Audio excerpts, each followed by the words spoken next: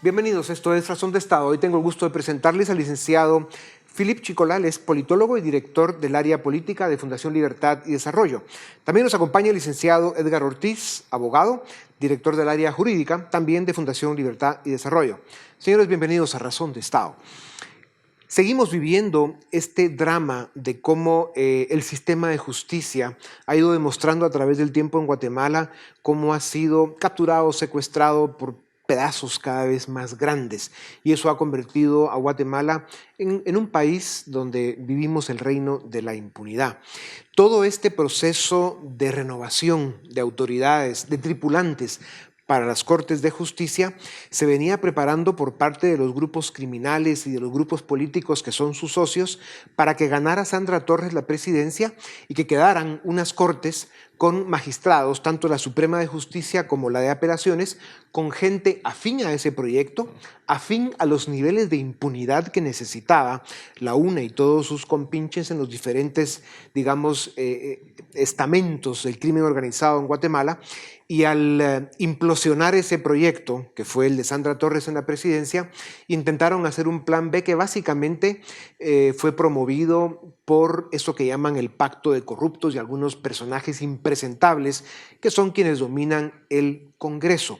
Licenciado Ortiz, ¿cómo queda Guatemala en este momento en que la Corte de Constitucionalidad, de forma correcta y valiente, creó las condiciones para que las actuales autoridades de las Cortes sigan en sus posiciones y entramos en este proceso de renovar, reestructurar los procedimientos que tienen que darse para otra vez pasar a través de las comisiones de postulación a elegir a los futuros y próximos tripulantes de las Cortes? Yo creo que la Corte le da una bocanada de oxígeno al proceso, pero lo que sigue es un camino muy rocoso todavía. ¿Por qué? Porque de alguna forma hay dos momentos, digamos, en la cooptación del sistema de justicia. Un primer momento que se da en la comisión de postulación, que se da desde poner representantes en el colegio de abogados, negociar los representantes de los jueces que también sean gente afín, y que en ese proceso de la comisión de postulación la nómina filtro que le envían al Congreso sea con la mayoría de nombres afines posible. Y el segundo momento sea en el Congreso, cuando ya ellos determinan quiénes serán finalmente los magistrados. Pero cuando usted dice la Corte da oxígeno al proceso, eso no nos libera del peligro. Claro, entonces a lo que voy.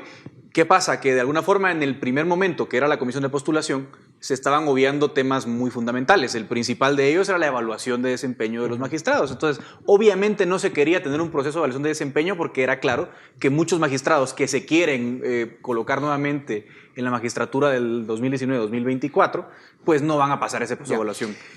Y ahí creo yo que está la bocanada de oxígeno. Ahora, ¿qué va a pasar de ahora en adelante? Es el gran problema. Ya la Corte puso un alto y le está diciendo al Consejo de la Carrera Judicial, miren, evalúen a los jueces. Lo que tenemos que pelear ahora para que la ciudadanía rescate las Cortes es que esa evaluación sea objetiva y que efectivamente pasen los mejores y no los que ellos quieren. ¿Es posible eso, licenciado Chicola, que logremos un proceso de filtraje, de que se filtren bien y que esas evaluaciones nos permitan llegar a las mejores opciones, a los mejores juristas que tiene Guatemala para las Cortes? Es que la Corte de Constitucionalidad con su resolución abrió la puerta para tratar de mejorar el proceso, por lo menos para evitar lo que parecía hasta hace un mes que las mafias iban a tomar control de las salas de apelaciones y la Corte Suprema de Justicia.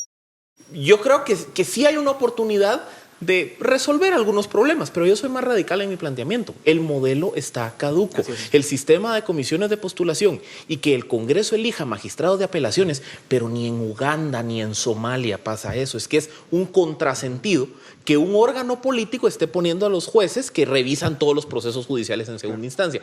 Eso se tiene que cambiar. Y ese cambio requiere una modificación de reglas constitucionales. Claro, y teníamos ese escenario en el que un Congreso lleno de lobos pensaba elegir a otros lobos para cuidar las ovejas, lo cual es un absurdo absoluto. Entonces, licenciado Ortiz, ¿cuál es la alternativa?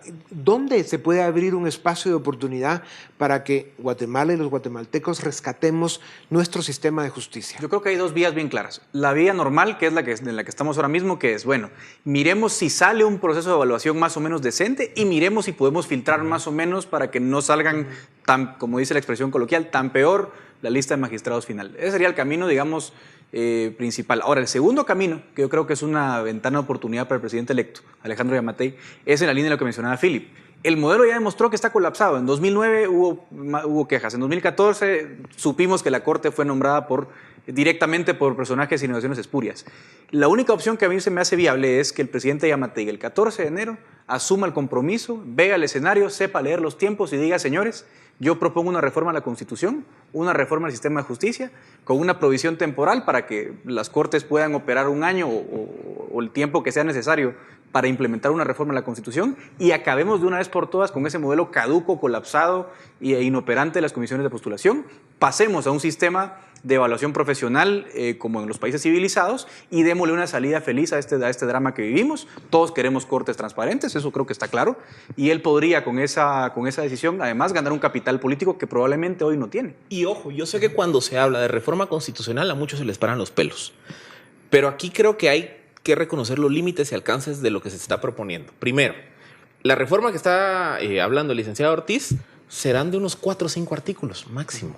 Segundo, ya hay un enorme grado de avance, no solo en discusión conceptual, sino incluso en propuestas de textos sobre lo que se estaría reformando. Por ejemplo, yo creo que hay un consenso de decir las magistraturas de apelaciones no deben ser electas por el Congreso, que sea un modelo de carrera. Eso ya está relativamente avanzado. Que la Corte Suprema de Justicia, una parte se integre con magistrados de carrera y otra sí pues se permitan abogados externos competir por los cargos. Eso ya está. Que hay un consejo que se dedique a evaluar jueces y magistrados de forma independiente, que no sea dependiente del Congreso, eso ya está avanzado. Ya. Es decir, no estamos inventando el agua azucarada. Pero siempre van a haber instancias del poder, de la política y del Estado, los que van a terminar eligiendo a los miembros o a las autoridades de las Cortes. ¿Cómo garantizamos que realmente a través de un nuevo proceso, con una reforma a la Constitución como la que ustedes plantean, sea realmente posible, primero, motivar a la gente capaz, correcta, decente, que dé el paso al frente y participe como autoridad en el sistema de justicia? Y segundo, que esa escogencia, que esas elecciones pues sean transparentes y factibles. Lo que pasa es que hay dos niveles, digamos, que uno sería las Cortes de Apelaciones y otro la Corte Suprema de Justicia. Uno entiende que las altas cortes en general tienen algún ingrediente político, entonces probablemente la Corte Suprema de Justicia la siga designando el Congreso o la siga confirmando el Congreso, por ejemplo, pero bueno, son 13 magistrados de una alta corte. Lo que yo creo que es muy importante resaltar, sobre todo en el contexto que vivimos de lucha contra la corrupción, por ejemplo, es que las salas de apelaciones no las nombra el Congreso, como lo dijo Philip, es que ningún país del mundo funciona así. Entonces probablemente podríamos generar una primera instancia que sea puramente profesional, técnica, que el que quiera ser magistrado de apelaciones pues pase un examen y el mejor evaluado suba, y para la Corte Suprema pues bueno, tengamos un modelo mixto que permita un control cruzado del Congreso, pero ya no le estamos dando al Congreso todo el paquete, sino le estamos rebajando el poder que hoy tiene. Y luego otro dato que también es importante. Aquí en Guatemala tenemos una manía con cambiar autoridades de un plumazo. O sea, Corte Suprema de Justicia, salen los 13 y entran 13 nuevos. Claro. Y los elige un Congreso en un mismo momento. Eso abre la puerta para que el balance de fuerzas de ese Congreso en ese momento determinado es el que captura la Corte en pleno. ¿Por qué no se toma un modelo en donde se elijan 3 en el año 1, otros 3 en el año 2 y que sea un modelo rotativo, escalonado? Y no por periodos tan cortos de tiempo. Exacto. También, y eso genera independencia de los jueces respecto de quien los eligió. O sea, esas son recetas institucionales que la mayoría de países civilizados han ido implementando. Y han demostrado que funcionan. Y no hay que olvidar que en el caso de las Cortes de Apelaciones, precisamente la locura, la desesperación de algunos grupos políticos en meter las manos en la elección de los magistrados de las Cortes de Apelaciones tiene que ver que son precisamente los magistrados que dictan sentencia, que pueden reducir sentencias, que pueden dar medidas alternativas o sustitutivas para sacar criminales a la calle. O sea, realmente estábamos siendo testigos de una conspiración brutal para un secuestro criminal del sistema de justicia, y menos mal la Corte de Constitucionalidad lo paró. Sí, totalmente, y por eso digo que son tan importantes las salas de apelaciones, porque estamos viendo que muchos de los procesos que iniciaron en 2015, de lucha contra la corrupción, están llegando a sentencia, y algunas de las sentencias ya han sido, digamos, revocadas por salas de apelaciones. La idea era replicar eso en masa y ya empezar a revocar no una condena, sino 10, 15, 20, o incluso dar marcha atrás en forma sistemática a todo lo que se venía avanzando. Aquí hay dos temas que tienen que ver con todo lo que ustedes están planteando de reformas y de digamos, cambios que tienen que hacerse incluso a nivel constitucional para oxigenar el Estado, la democracia y Guatemala. Pero hay dos elementos que son profundamente políticos que estamos viviendo en este momento. Uno es la transición de un gobierno fracasado, que fue, digamos, ejemplar en su incompetencia y otras cosas, y luego un grupo de partidos políticos que están en proceso de cancelación. La transición de un nuevo gobierno presenta una oportunidad para Guatemala que necesitamos aprovechar. No podemos darnos el lujo de volver a fracasar. Y luego, el que las autoridades que se terminen encargando de la cancelación de los partidos políticos se den cuenta que tienen una oportunidad de verdad de darle vida a la democracia guatemalteca y que los ciudadanos empecemos a buscar la forma de refundar, de construir una nueva plataforma de partidos políticos que nos permitan gobernarnos mejor. Entonces, esos dos elementos, cómo juegan en toda esta dinámica de no solo llevar a la mesa de debate pública estas reformas que estamos hablando, sino que los elementos, la dirigencia nacional pueda enfrentarlas con la responsabilidad y el compromiso necesarios. Yo creo, digamos, la primera pregunta se responde un poco con lo que decía Edgar, y es, yo creo que el presidente electo Yamatei tiene que reconocer el capital político que tiene todo nuevo gobierno. O sea, es natural. Pero ese capital político es muy líquido, se puede esfumar muy rápido. Entonces, que lo aproveche. ¿Cómo lo puede aprovechar? Encauzando desde el primer día una agenda de reformas. Por ejemplo, cancelación de partidos políticos. ¿Cuál es el problema de la cancelación de partidos políticos? Que los plazos de la ley y los amparos hacen que los procesos de cancelación puedan retardarse por años. En la reforma al sistema de justicia que ustedes plantean se puede corregir eso. Eso y en la misma ley electoral. Entonces, nos quejamos de que, por ejemplo, está la UCN vinculado a un caso de narcotráfico. La UNE, que tiene ya 2 periodos en donde se ha evidenciado precisamente fuentes anómalas de financiamiento. Y ahí están los partidos como que sin nada, defendiéndose, presentando 1001 recursos. ¿Cómo cambio eso? Modificando la ley de amparo y modificando los plazos de la ley electoral. Segundo, ese es el segundo proceso que se nos olvida. En marzo 2020, el Congreso procederá a elegir magistrados del Tribunal Supremo Electoral. Ahí hay otro ejemplo de cómo al final el perro lo ponen a cuidar las salchichas. O sea, la autoridad electoral que regula y revisa los partidos políticos es electa por los mismos partidos políticos. Entonces, yo creo... Con el perdón de los perros. Entonces, yo creo que, digamos, un ejercicio que se tiene que implementar aquí es que esa elección 2020 de TSE no sea por cuotas políticas como siempre ha existido. Porque ¿qué es lo que va a pasar? Los partidos en riesgo de cancelación se van a poner de acuerdo y van a decir, magistrados que no me cancelen. Y eso creo que es una combinación en donde puede haber liderazgo del presidente electo, liderazgo de medios de comunicación, sector privado, élites, para decir, pongamos 5 magistrados electorales de primer nivel, que no vengan atados a partidos políticos y que si tienen que conocer procesos de cancelación, que lo hagan. Claro. Porque de lo contrario, no va a pasar. Regresar a los tiempos de don Arturo Gerbruger.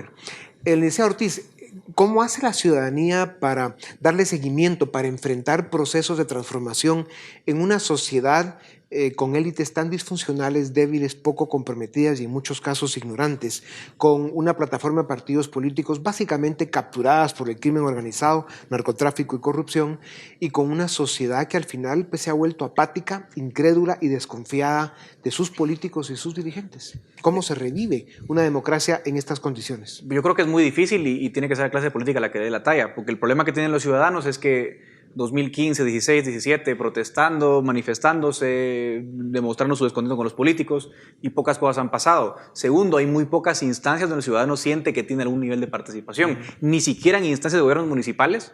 Probablemente hoy los modelos como los COCODES o los CODES funcionan de algo. Entonces yo creo que lo que estamos viendo es una ciudadanía que lo ha intentado, que probablemente se está cansando, que lo que va a ver es que al no haber espacios de participación, sus demandas se ven frustradas y el riesgo que tenemos es que si la clase política no entiende eso en esos 4 años, lo más probable es que miremos a un ciudadano en 4 años eligiendo opciones populistas, antisistema. Lo vivimos esta última elección con el MLP, por ejemplo, que sacó 10% de votos. Entonces yo más bien creo que el ciudadano sí digamos, hemos visto un cambio. El ciudadano guatemalteco es más vocal hoy que hace 10 años, pero no se traduce necesariamente en algo real. Hay que seguir evolucionando. En el tema del Congreso, estamos claros todos que vivimos en un mundo con mucho más dificultad para lograr consensos, que el poder está mucho más disperso y dividido. Y en el Congreso que tendremos a partir de enero del 2020, pues confirmaremos esta realidad. Tendremos un 80%, 120 diputados nuevos que por primera vez serán diputados, y se habla de que, según analistas serios, tendremos más de 20 diputados con nexos extremadamente cercanos al narcotráfico. ¿Qué tipo de Congreso podemos esperar a partir de enero del 2020 en un momento en el que Guatemala necesita las grandes transformaciones de las que estamos hablando y niveles mucho más importantes de consenso para poder arrancar, darle tracción al país en su proceso de desarrollo? Yo veo dos escenarios.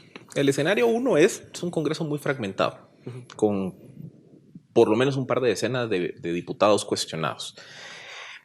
Ante esas condiciones, es muy factible que el Congreso simplemente caiga en la inoperancia. No se pongan de acuerdo, no hay cambios de leyes y sencillamente el país sigue siendo lo mismo de los últimos 20 años.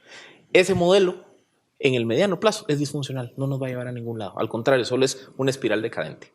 La segunda alternativa es que hayan liderazgos políticos, ya sea del presidente, del partido de gobierno, de alguna alianza de partidos intermedios, que traten de consensuar una agenda de país y que utilicen otra vez el capital del primer año para entrarle a una reforma sector justicia, electoral. ¿Va a ser suficiente eso o va a necesitar también alianza con sectores de la sociedad? Es que al final la política es un proceso fluido, necesita alianzas con sectores de la sociedad. A mí lo que me da miedo es que aquí en Guatemala aspiramos a cambiar para que todo siga igual. Aquí hay, digamos, ese conformismo de que mejor que no se toquen las cosas porque qué miedo.